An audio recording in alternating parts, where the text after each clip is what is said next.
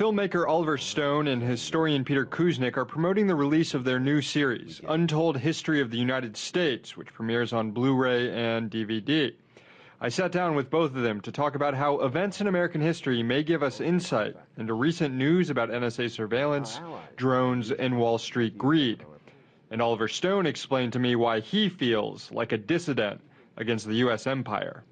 Oliver, Peter, thanks for sitting down with me. The news over the last few months is focused on the NSA, it's focused on drone warfare, American militarism, and poor economics here at home. That news has sort of ripped off the veneer of the U.S. government. How do you rectify the way the U.S. government is acting today with the vision that you've had and that Americans have of the way the government should be acting? I don't.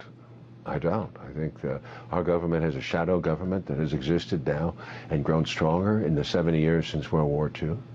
I think we get into that very heavily in our series, The Untold History, but it's out of control. Hoover was out of control during the Vietnam War, and also prior to that in the Civil Rights Movement, and his monitoring of communists since 1919.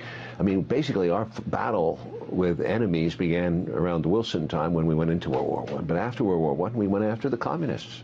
That was much more important to Hoover than any gangsters or corruption in our unions and mafias, and he didn't care about that. He cared about communism. That was somehow the deadly enemy for him. That would disrupt the American way of life. On this issue of Hoover, it's pretty well known that when he was head of the FBI, Hoover had dirt on pretty much everyone, from members of Congress to members of the media, everyone. And some have argued that he had blackmail power over essentially everyone because of this.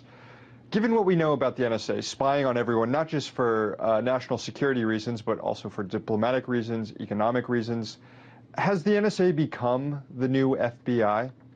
The NSA makes the FBI look like amateurs, just like the NSA makes the Stasi, these German secret police, look like amateurs.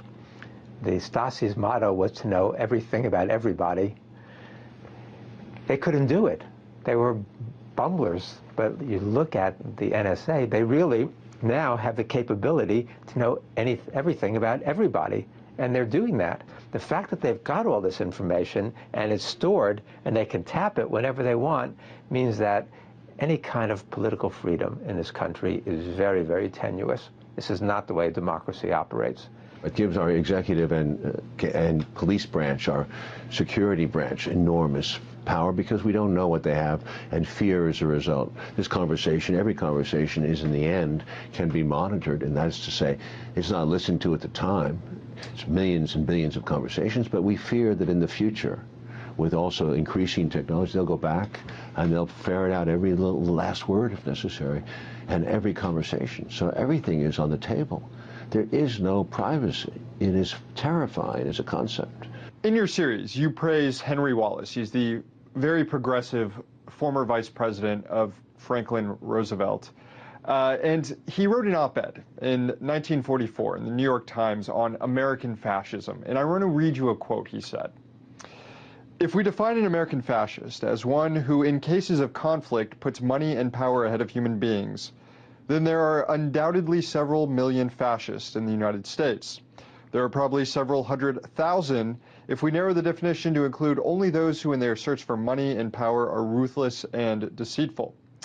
What do you make of that definition? And given the American government's obsession with wealth creation, do we have an American fascism problem?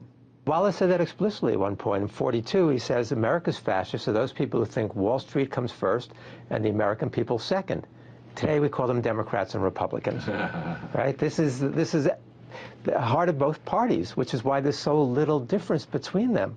That's why if you take a long view of American foreign policy, more so than domestic policy, there's very little difference between the Democrats and Republicans. Militarism and corporatism together. That's what runs this country. But aren't all these things, from drones to surveillance to even austerity economics, don't they all come down to a problem of American empire?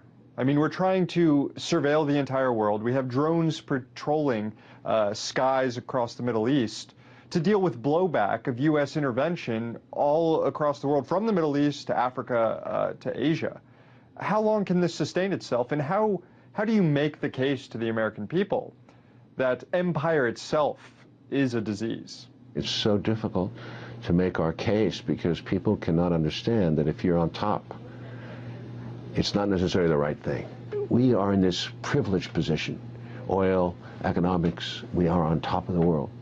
And we kind of feel uneasy a little bit. We know something's wrong, but we don't really want to know too much. Think about it. And I was in the Soviet Union in the 1980s, in 1983. Right, I was doing a script on dissidents because I was curious.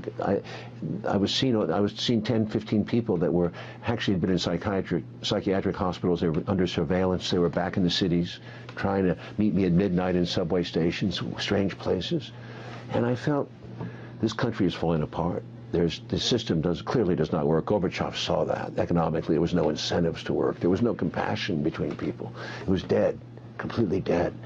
I didn't know it was the end.